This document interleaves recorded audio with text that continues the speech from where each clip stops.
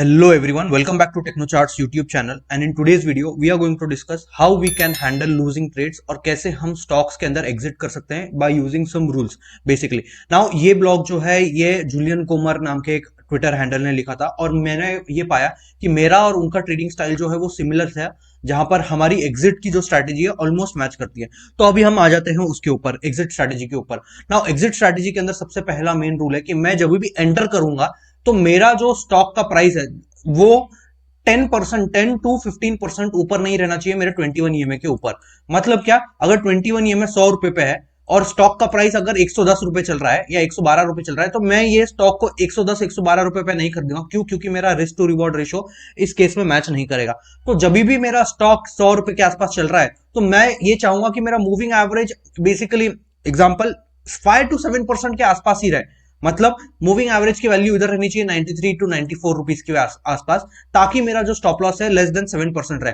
जैसे जैसे आपका स्टॉप लॉस वैल्यू बढ़ते जाएगा वैसे वैसे आपका पॉइंट टू ब्रेक इवन आपका पॉइंट टू ब्रेक इवन भी बढ़ते जाएगा. मतलब क्या है कि अगर आपको 10% लॉस होता है तो आपको ब्रेक इवन आने के लिए लगेगा कितना? आपको ब्रेक इवन आने के लिए लगेगा 12% का गेन, 11% का गेन बेसिकली. अगर आपका 20% लॉस है तो आपको लगेगा 25% का गेन ब्रेक इवन आने के लिए. करेक्ट. तो जितना ज्यादा आपका स्टॉप लॉस रहेगा उतना आपको पॉइंट टू ब्रेक इवन जो है वो एक्सपोनेंशियली बढ़ते जाएगा. तो सबसे पहला रूल ये है कि हमें हमेशा 7 to 8% मैक्सिमम स्टॉप लॉस लेना है कभी भी कोई भी स्विंग ट्रेड के अंदर. राइट. ये बेसिकली जो हम सेल रूल्स फॉलो कर रहे हैं ये फॉलो कर रहे हैं हम स्विंग टू पोजिशनल ट्रेडिंग के ऊपर. ये फंडामेंटली स्टॉक्स जो आप होल्ड करते हैं उनके लिए वैलिड नहीं है. अगर हमारा सबसे पहले लेट्स से हमने एक ब्रेकआउट में एंटर किया है, ब्रेकआउट में एंटर करते से ही अगर नेक्स्ट डे स्टॉक में कंटिन्यूएशन नहीं आता है और रिवर्सल आ जाता है तो आप उस केस में क्या कर सकते हैं? आप उस केस में 50% क्वांटिटी एग्जिट कर सकते हो. नाउ जनरली मैं ये रूल फॉलो नहीं करता हूं जहां पर रिवर्सल में मैंने 50% एग्जिट कर दिया. नहीं, मैं जनरली पूरा स्टॉप लॉस लेता हूं फुल क्वांटिटी के ऊपर. राइट. थर्ड है कि अगर सबसे इंपॉर्टेंट मेन रूल है, if the stock is having result, अगर उस स्टॉक का कोई रिजल्ट है और आपके पास में उस स्टॉक के अंदर 7 to 8% मिनिमम प्रॉफिट नहीं है, 7 to 8% मिनिमम प्रॉफिट नहीं है, तो उस स्टॉक को रिजल्ट के अंदर कैरी नहीं करना चाहिए. बिकॉज क्यों? अगर रिजल्ट खराब आता है तो स्टॉक है ना 8 से 10% के लोअर सर्किट पे भी जा सकता है, हो सकता है 15-20% के लोअर सर्किट पे भी चला जाए. तो उस केस में हमें बहुत ज्यादा लॉस हो सकता है. बट 7 to 8% अगर हमारे पास में प्रॉफिट रूम रहता है कभी भी कोई भी स्टॉक को अगर हम कैरी करने की in the result on the result day, तो उस केस में अगर स्टॉक 10% तक का भी अगर लोअर सर्किट मारता है तो उस केस में हमारे पास में इतना बड़ा ज्यादा लॉस नहीं होगा. राइट. तो ये सबसे बड़ा इंपॉर्टेंट रूल जो मैं फॉलो करता हूं कि अगर स्टॉक का रिजल्ट है अगले दिन या 1-2 दिन के अंदर और मेरे पास में उसका प्रॉफिट रूम नहीं है तो मैं उस पर्टिकुलर स्टॉक को कैरी नहीं करूंगा. नाउ आपने कोई स्टॉक में एंट्री की है, ओके. स्टॉक में एंट्री करने के बाद में आपने देखा कि यार बहुत दिन हो गए, 3 से 4 दिन हो गए, कोई भी स्टॉक के अंदर मूवमेंट नहीं आ रहा है और स्टॉक कंसोलिडेशन में चला गया है. तो उस केस में आप आपकी पोजीशन को जो है वो कट कर सकते हो. जनरली एक ब्रेकआउट ट्रेडिंग अगर आप करते हो, ब्रेकआउट ट्रेडिंग के अंदर मोमेंटम हम चेस करते हैं. तो मोमेंटम में अगर स्टॉक साइडवेज हो जाता है तो उसका मतलब ये है कि स्टॉक के अंदर थोड़ा सा कंसोलिडेशन आएगा बेसिकली. तो ये कंसोलिडेशन 2-3 हफ्ते तक चल सकता है. तो उस केस में आप इमीडिएटली उस स्टॉक को एग्जिट कर सकते हो और एक बेस फॉर्मेशन का वेट कर सकते हो. मतलब क्या, अगर आपने स्टॉक को इधर ब्रेकआउट पे एंटर किया है, ब्रेकआउट में ऊपर स्टॉक चला गया, ब्रेकआउट में ऊपर स्टॉक चला गया और वापिस से नीचे ऐसा पुल बैक आ गया और इधर ऐसे बहुत छोटे छोटे कैंडल बनाने लग गया, तो इस केस में आप एक कंसोलिडेशन का एक वेट कर सकते हो, एक कंसोलिडेशन का, और उस फ्रेश ब्रेकआउट का फ्रेश ब्रेकआउट में आप उस केस में एंटर कर सकते हो. तो ये आपकी एक अच्छी स्ट्रैटेजी हो सकती है in case of stock where the stock is going completely sideways. Now उसके ऊपर अगर आपके पास में स्टॉक का सबसे मेन इंपॉर्टेंट रूल है कि कोई भी स्टॉक के अंदर एलोकेशन जो है वो 5 to 8% के ऊपर नहीं जाना चाहिए. एज अ बिगिनर और एज अ मीडियम ट्रेडर अगर आप थोड़ा भी आपको एक्सपीरियंस है तो भी आपका अगर 10 लाख का पोर्टफोलियो है तो 10 लाख के पोर्टफोलियो में आपने कोई भी स्टॉक के अंदर 50,000 से लेकर 80,000 के ऊपर कोई भी स्टॉक के अंदर एलोकेशन नहीं करना है. तो जब भी आप ये सिस्टम फॉलो करोगे जहां पर आपका प्रॉपर एलोकेशन रहेगा तब आपको ड्रॉडाउन के अंदर या फिर लॉस के अंदर आपको ओवरऑल पोर्टफोलियो पे बड़ा स्टॉप लॉस हिट नहीं होगा. ओके.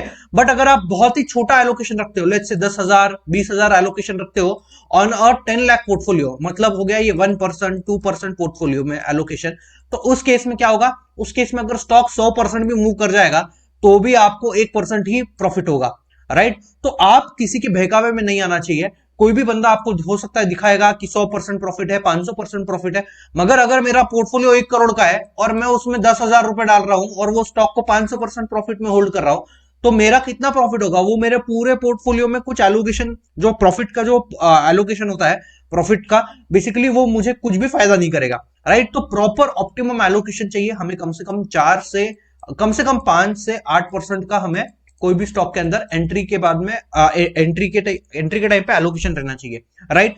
आप एक और चीज कर सकते हो, अगर आपकी ओवरऑल मार्केट कंडीशन वीक है तो एंट्री के टाइम पे आप 50% क्वांटिटी एंटर कर सकते हो इधर, और रीटेस्ट के टाइम पे आप 50% क्वांटिटी एंटर कर सकते हो ये वाले पॉइंट पे, राइट। तो इससे क्या होगा? इससे आपको प्रॉपरली एक एंट्री और एग्जिट, एंट्री पे बेसिकली आपके पास में 2 अपॉर्चुनिटी मिल जाएगी। अगर स्टॉक में इधर से ब्रेकआउट फेलियर आ जाता है तो आपको लॉस जो होगा वो 50% क्वांटिटी पे ही होगा उस केस में, राइट। तो ये भी आप एक रूल फॉलो कर सकते हो। नाउ लूजिंग ट्रेड्स को कैसे हैंडल करना है, सबसे पहले इंपॉर्टेंट रूल ये है कि आप 21 ईएमए का इस्तेमाल करें।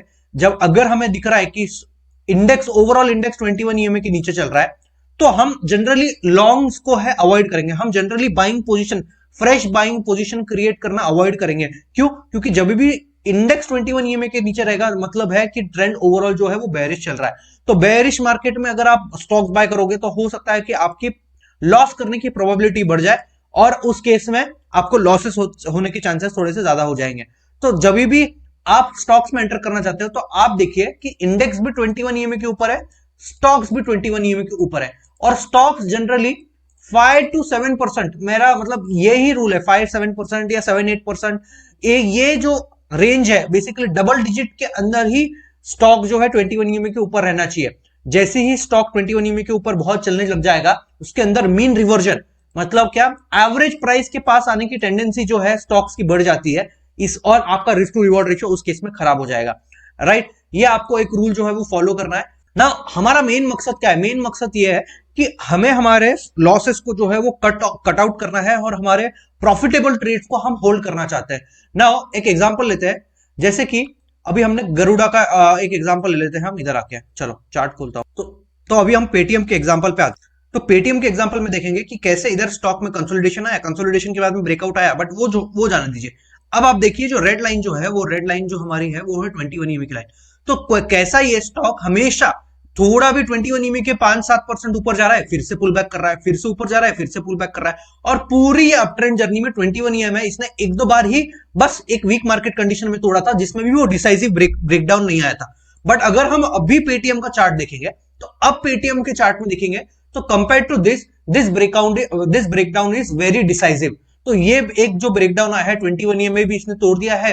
जो रेजिस्टेंस लेवल था, ये एक 980-970 रुपीज का रेजिस्टेंस लेवल था, ये इसके ऊपर ब्रेकआउट देने की कोशिश किया, मल्टीपल डबल टाइम इसने ब्रेकआउट देने की कोशिश किया और रिवर्सल आ गया। तो अब हम देख सकते हैं कि इधर जो है कि ये फाइनली एक ट्रेंड रिवर्सल हमें देखने को मिल रहा है, जहां पर मल्टीपल टॉप बनाने के बाद में स्टॉक ने 21 ईएमए और साथ में ये जो मेन इंपॉर्टेंट बेस है ये दोनों तोड़ दिया है। तो ये जो है आप ऐसे कुछ सेलिंग रूल्स जो है वो फॉलो कर सकते हो, जिससे आपकी एग्जिट जो है काफी अच्छी टाइमिंग हो सकती है।